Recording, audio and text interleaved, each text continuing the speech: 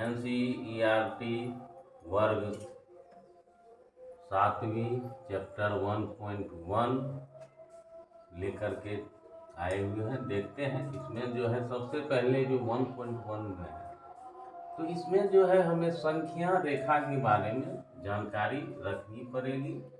और इसके लिए देखते हैं, हमने पहले से संख्या रेखा खींच रखी है और यहाँ बाएं और यहाँ दाएं लिख करके रखा है। अब चलते हैं इसके बारे में जानते हैं।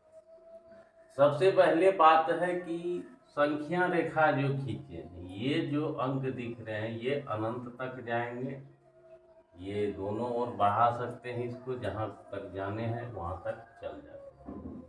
तो ये जो संख्या लिखी हुई है और इधर जो संख्या लिखी हुई है, तो ये संख्या में यहाँ देखते हैं कि प्लस इधर दिया हुआ और इधर ऋण दिया हुआ। तो प्लस जो है, तो ये चिन्ह दो ही होते हैं, ध्यान रखिएगा, चिन्ह दो होते हैं, एक होते हैं प्लस और एक माइनस, जो यहाँ लिखा हो। इसके अतिरिक्त चिन्ह किसी भी और यह भी ध्यान रखिए, चिन्ह जो होता है संख्या के आगे रहता है। तो ये वृद्धि है और ये कमी है। वृद्धि में प्लस और कमी में माइनस लगाते हैं। तो संख्या रेखा में चिन्ह के बारे में जान गए कि ये दो ही होते हैं और ये जो है पहले स्थान पे होता है, यानी संख्या से पहले जो है यह चिन्ह होगा। जहाँ भी कोई भी संख्या गणित में उपयोग होगा तो सबसे पहले हमें यही ढूंढना है कि प्लस वाला है या माइनस वाला, यानी वह धन है या ऋण है। तो जीरो के इधर जब आते हैं तो ये हमारा धन होता है, और जीरो से इधर आते हैं तो सभी हमारा ऋण होता है। ये हो गया। और इस पर जो संख्या लिखी गई है, इस संख्या को बोलते हैं पूर्ण अंक, यानी पूर्णांक बोलते हैं। यह जो लिखी हुई है संख्या, यह क्या है? पूर्णांक है, यानी पूरा रूप में। इसमें आधे अधूरे, इसके दोनों के बीच में आधा अधूरा है, इसके बीच में भी आधा अधूरा है। और यह संख्या रेखा जो है, यह संख्या रेखा जो होता है, यह जो है नाम जो इसका पूछा जाए तो इसको बोलते हैं वास्तविक संख्या रेखा। और वास्तविक संख्या जो होता है वह परिमेय और अपरिमेय दोनों का जो है यह समूह जब होते हैं तो उसको वास्तविक संख्या कहते हैं। तो इसमें जो है आधा अधूरा बहुत सारे हैं, ये बीच में जितने भी है सब में आधे अधूरे हैं, लेकिन यहाँ पूरा पूरा लिखा गया, यानी एक का मतलब है पूरा एक, ना कम ना ज्यादा। दो भी है लिखा, तीन भी, यानी यह पूरा पूरा लिखा हुआ है, ना कम है तीन से ना ज्यादा। अगर इसके बीच में 1.2 लिखते हैं तो यह जो है ना एक है ना दो है, यानी यह एक से बड़ा है और दो से छोटा है, यह पूरा नहीं है। अगर यहाँ हम 4/3 लिख देते हैं तो यह भी वही होगा कि एक और दो से यह जो है बीच में आएगा, एक से बड़ा हो जाएगा लेकिन दो से छोटा हो जाएगा। यानी जितने भी रूप होंगे ये भिन्न में, अगर तो इसके बीच में जो आते हैं वो क्या होते हैं? हमेशा छोटे होते हैं। तो ये हो गया ये पूर्णांक, इसी को कहते हैं पूर्णांक संख्या, यानी यह पूरा होता है, यह ना कम ना ज्यादा होता है। अब आगे चलते हैं। अब सवाल ये है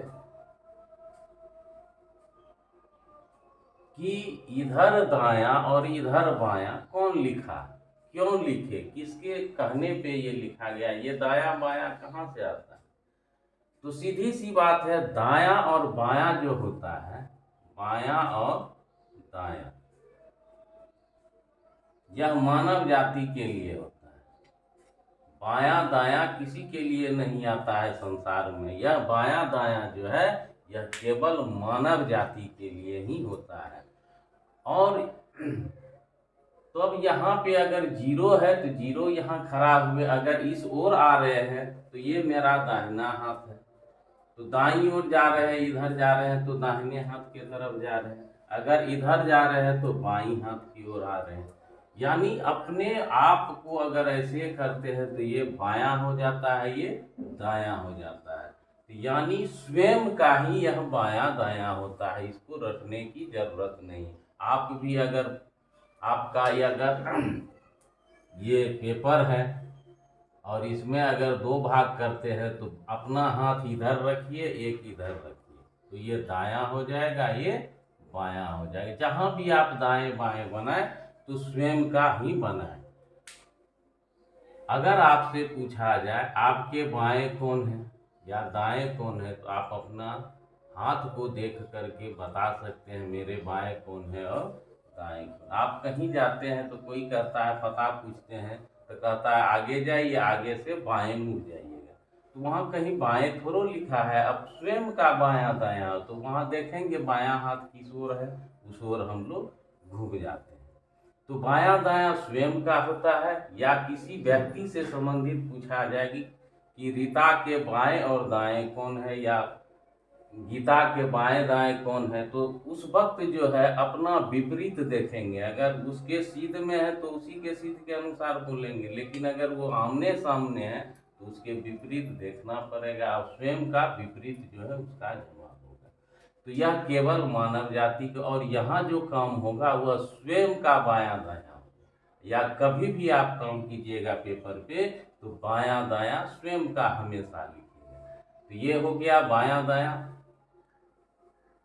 अब है इधर से कहीं भी अगर उंगली यहाँ रखेंगे, इधर जा रहे हैं तो अब दाहिने हाथ है, दाहिने हाथ की ओर जा रहे हैं। अगर यहाँ से इधर जा रहे हैं तो बाईं ओर, यहाँ से इधर जा रहे हैं तो कहीं भी जाएंगे, ये दाहिना ये बायां, यहाँ इधर आएंगे तो बाईं, यहाँ से आएंगे तो दो के दाएं तीन है, दो के बाएं एक, इधर जाएंगे दायां, इधर आएंगे बायां, कहीं भी रखेंगे। जीरो से यहाँ आएंगे ये बायां दायां हो जाएगा और इधर आएंगे तो बायां हो जाएगा, कहीं भी रखेंगे। इसके दाएं पूछेगा चार के दाएं कौन है तो पाँच है, चार के बाएं कौन है तो तीन है। तो इधर हम लोग अपना स्वयं रखे, ये हाथ इधर है और एक हाथ इधर है, तो ये चार के ये दाहिना हाथ है। आपका भी इस तरह से प्रैक्टिस कीजिएगा, दाहिनी ओर और ये बाईं। तो ये संख्या रेखा जो पूछेगा, इस रेखा का नाम क्या है, तो इस रेखा का नाम है वास्तविक संख्या। और इस पर किसको दर्शाते हैं, तो इस पर जो है सभी संख्या को दर्शाते हैं, जो परिमेय भी होते हैं और अपरिमेय, दोनों को इस पर हम लोग दर्शाते हैं।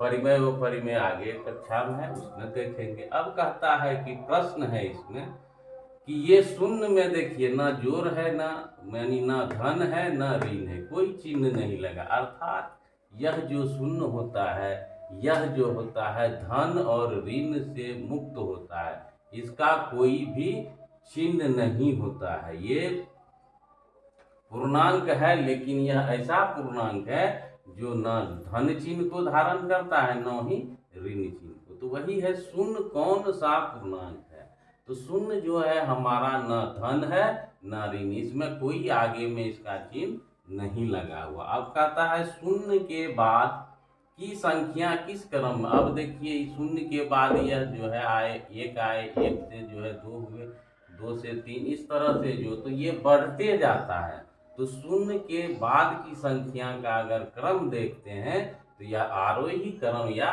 बढ़ते हुए क्रम में है। अब कहता है शून्य के पूर्व की संख्या किस क्रम में होती है, तो ये होता है बाद, ये भी ध्यान रखिएगा, और ये होता है इधर पूर्व, ये याद रखिएगा। तो बाद पूछेगा तो प्लस की ओर जाएंगे और पूर्व पूछेगा तो माइनस की ओर आएंगे। तो इधर से इधर शून्य की बात करेंगे तो बढ़ते जाएंगे और इधर आते हैं तो घटते जाते हैं। ठीक है। अब है संख्या रेखा पर बाएं से दाएं की संख्या डैश होती है। कहता है अगर बाएं से दाएं, ये हमारा बायां अगर है तो बाएं से दाएं इधर होगा तो क्या होगा, अगर ये बाएं है ये दाएं है तो क्या होगा, तो यह जो है बड़ी होती है। देखिए यह भी इससे बड़ा है और यह भी इससे, तो जब भी हम लोग बाएं से दाएं की ओर आएंगे तो बड़ी संख्या प्राप्त होगा। यानी -5 और -4 में कौन बड़ा होगा, तो बड़ा जो है बाएं में ये आता, ये इसके बाएं जो है, इसके बाएं इधर कुछ नहीं है, इसके दाएं ये, इसमें जो है बड़ा कौन होता है, तो बड़ा जो होता है वो ऑटोमेटिक है, ये छोटा है प्लस में तो ये बड़ा होता है, लेकिन माइनस में ये जो है छोटा हो जाता है, बड़ा हो जाता है और यह छोटा। तो इसको अगर चिन्ह देना होगा तो बड़ा अंक को बड़ा मुंह देते हैं और छोटा अंक को छोटा, और इसको पढ़ेंगे -5 और ये चिन्ह छोटा है और ये दोनों बड़ा है, तो ये भाग पढ़ते हैं। पहले जो मिलता है उसको, तो -5 छोटा है -4 से। अगर इधर से पढ़ेंगे तो बड़ा मुंह मिलता है, तो -4 जो है बड़ा है -5 से। तो सीधी सी बात है, जो संख्या बड़ी होगी उसको बड़ा मुंह दे देना है, हो गया। अब अगर 3 और 4 की बात करेगा कि कौन दोनों में बड़ी है या बड़ा है, तो बड़ी संख्या जो होगा हमें, तो इसमें प्लस वाले में जो बड़ा है वो बड़ा ही रहेगा, तो इसको बड़ा मुंह दे देंगे। तो इसको पढ़ेंगे +3 जो है छोटा है +4 से। तो इस तरह से बड़ा छोटा का चिन्ह नहीं होता है, जो छोटा है छोटा मुंह दे दीजिए, जो बड़ा है उसको बड़ा मुंह। लेकिन ये ध्यान रखिएगा, संख्या रेखा पर जब बाएं से दाएं की ओर आएंगे तो वह जो है बड़ी संख्या होगी। अब चलते हैं, दूसरा कहता है कि संख्या रेखा पर दाएं से बाएं आइए। अब ये कहता है अगर यहाँ पे दिए तो यहाँ से यहाँ आएंगे तो क्या होगा, अगर 3 है प्लस में और 1 है तो दाएं से बाएं की ओर आते हैं तो ये बड़ा हो जाता है और यह छोटा हो जाता है। तो यानी इधर आ रहे हैं तो ये जो मान जो है घट गया, यानी कम हो गया, यानी छोटा हो जाता है। तो ठीक बाएं से दाईं ओर वृद्धि होती है तो उसका विपरीत होगा क्या, कमी होगी, यानी छोटा हो जाएगा। तो दाएं से बाएं जब ये देख भी रहे हैं कि ये 3 बड़ा है कि ये, तो ये बड़ा है तो ये छोटा हो गया। अब है शून्य जो है प्रत्येक ऋणात्मक पूर्णांक, तो प्रत्येक ऋणात्मक पूर्णांक ये होता है, इधर वाला शून्य के बाईं ओर जितने भी संख्या हैं वो ऋणात्मक होते हैं और शून्य के इधर जितने भी संख्या हैं वो धनात्मक होते हैं। तो शून्य जो है प्रत्येक ऋणात्मक से, यानी ये बड़ा है, यानी 2 से ये बड़ी हो जाएगा, 3 जो है 0 और 1 और 2 सबसे छोटा हो जाएगा, यानी इससे दूर जाएंगे तो छोटा होते जाते हैं। तो कहने का मतलब है माइनस वाला जितने भी है, अगर -100 है तो फिर भी यह शून्य से क्या होगा, छोटा ही होगा। तो हमेशा याद रखिएगा, तो ये जो है छोटा हो जाता है इससे, फिर जो है यह जो है छोटा बड़ा हो जाता है इससे, फिर जो यानी 3 जो है छोटा हो जाएगा इससे, बढ़ते जाते हैं और यह छोटा होते जाता है माइनस वाले में, और धन वाले में बड़ा होते जाता है और माइनस वाले में छोटा हो जाता है। इसमें और इसमें पूछेगा कि कौन बड़ा है तो 0 ही बड़ा है, अगर इसमें और इसमें पूछेगा कौन बड़ा है तो यह -2 बड़ा होगा। अब कहता है धनात्मक यानी प्लस वाला से, कहता है शून्य प्रत्येक धनात्मक वाला पूर्णांक से क्या होता है, तो छोटी होती है।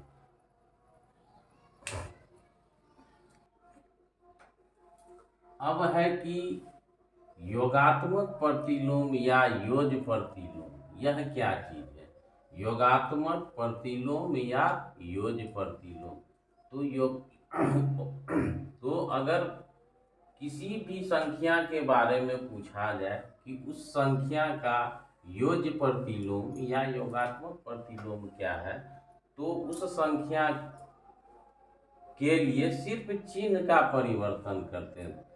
अगर पूछेगा 5 का योज प्रतिलोम क्या है, योज प्रतिलोम क्या है, तो 5 का तो 5 रहेगा ही, और ये धन है तो ये क्या हो जाएगा, ऋण।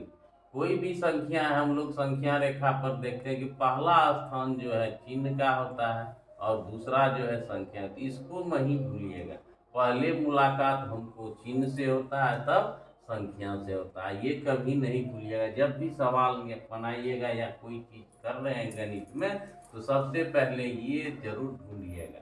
अगर ये नहीं लिखा है तो ऑटोमेटिक धन होता है, यानी प्लस का चिन्ह होता है।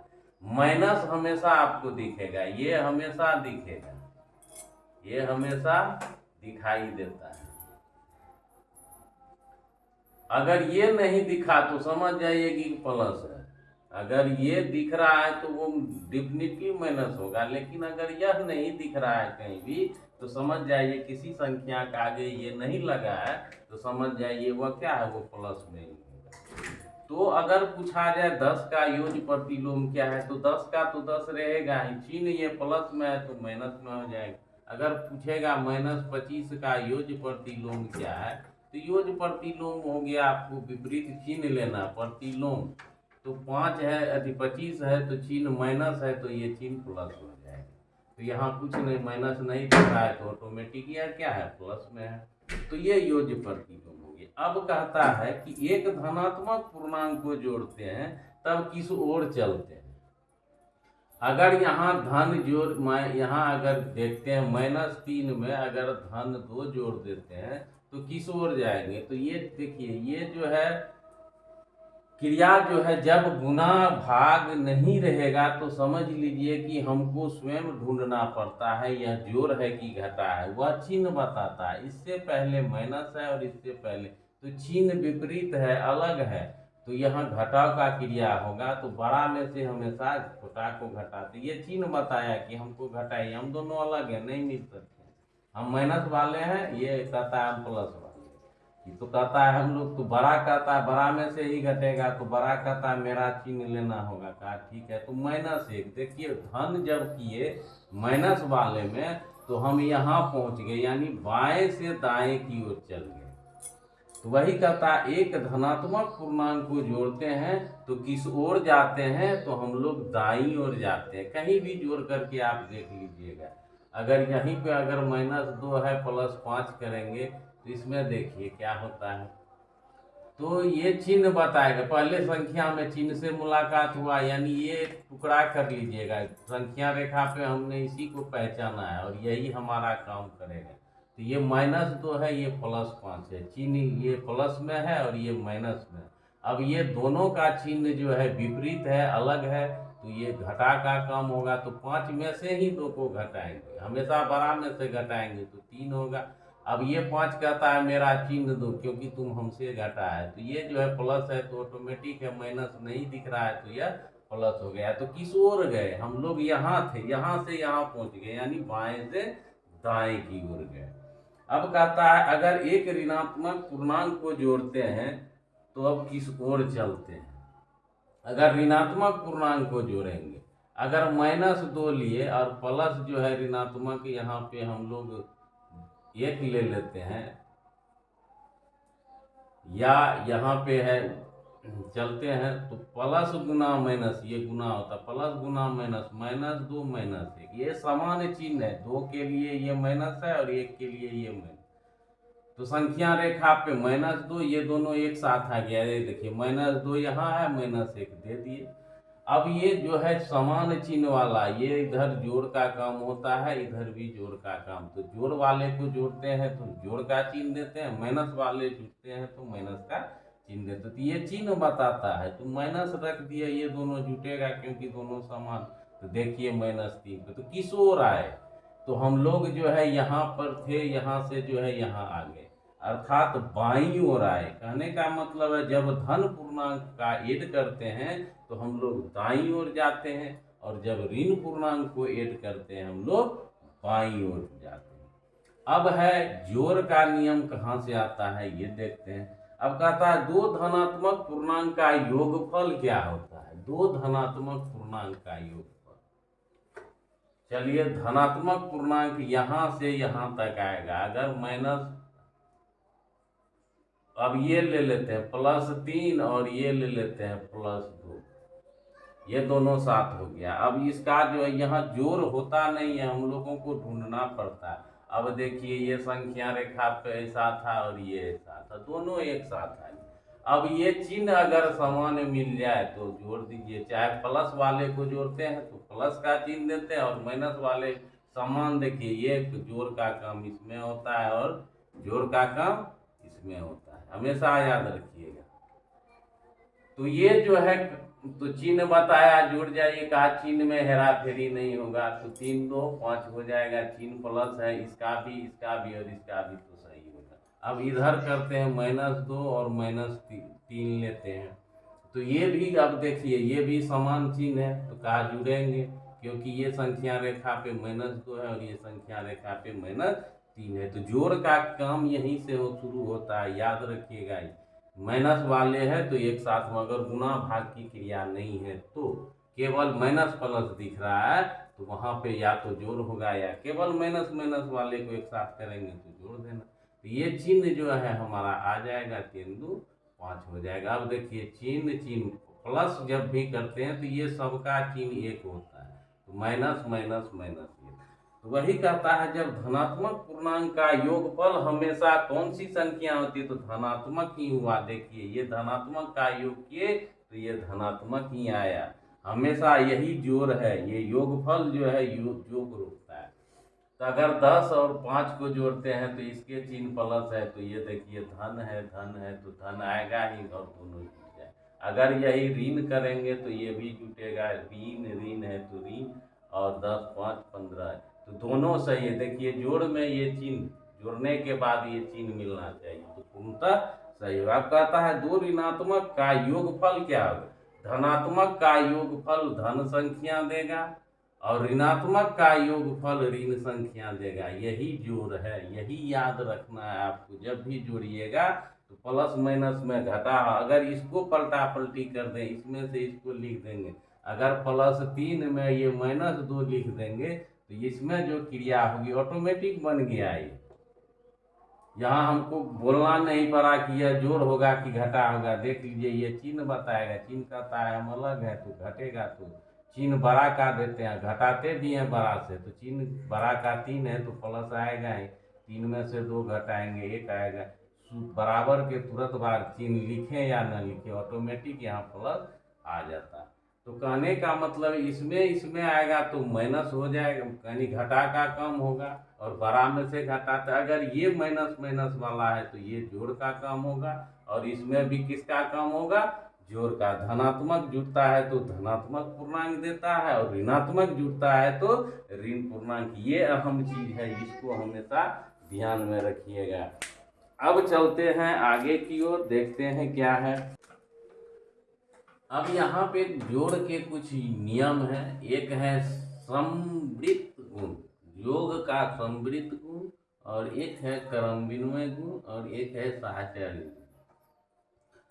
तो समवृत्त गुण क्या होता है, जब इसमें 2 पूर्णांक होना चाहिए, 2 पूर्ण संख्या, पूर्णांक नहीं तो पूर्ण संख्या जो होता है वह 0 से शुरू होता है, 1 2 3 ये अनंत तक जाता है।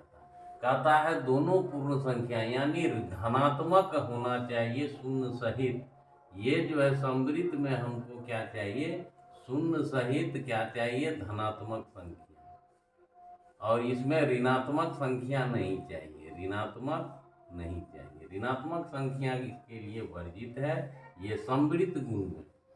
तो कहता है कि जब जोड़ते हैं तो वह पूर्ण संख्या आएगा। अगर 1 और 3 को जोड़ेंगे तो ये चिन्ह प्लस है, समान चिन्ह है, जुटेगा 3 1 4, और चिन्ह जो है मिला लेंगे, तीनों का 1 है कि।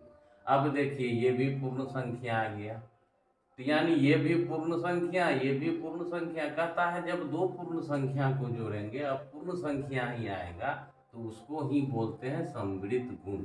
जहाँ भी देखना ये पूर्ण, ये तीनों पूर्ण संख्या होना चाहिए। तो अगर 0 + 3 करेंगे तो ये 3 हो जाएगा, लेकिन इसको जो बोलते हैं योगात्मक जो है ये हो जाता है। उसके बाद है क्रम विनिमय गुण, यानी क्रम को बदल देना। अगर अंकों का क्रम बदलने पर अगर योगफल बराबर आएगा तो क्रम विनिमय होगा। अगर 3 + 5 है और 5 + 3 लिखेंगे तो ये भी प्लस है, दोनों समान है तो 8 होगा, चिन्ह प्लस का आएगा ही, और ये भी प्लस है तो 8 आएगा। यानी देखिए पहले के स्थान पर 3 था, दूसरे पे 5 था, यहाँ पहले पे 5 आ गया, यानी क्रम बदल गया। लेकिन इसके मान जब योगफल प्राप्त करते हैं तो ये और ये बराबर होते हैं, तो इसी को बोलते हैं क्रम विनिमय। और साहचर्य गुण ये भी क्रम विनिमय पे ही आधारित है। तो इसका मतलब है A + B करेंगे तो B + A, ये सही होगा। और इसमें जो है साहचर यानी इसमें 2 साथ होता है, यानी 3 वाला चाहिए। इसमें क्रम तो इसमें नहीं चेंज होता है, लेकिन स्थान जो है वो बदल जाता है।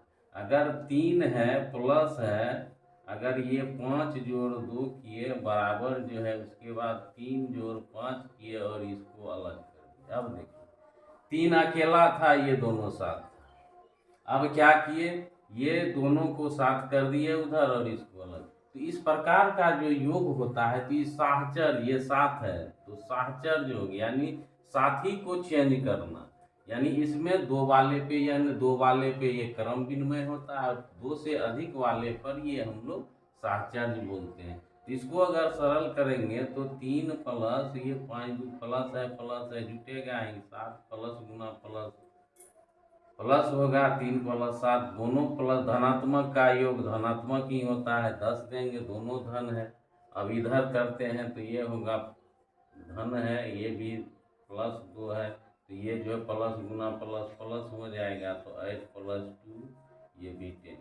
तो ये होता है साहचर्य गुण। अब चलते हैं आगे।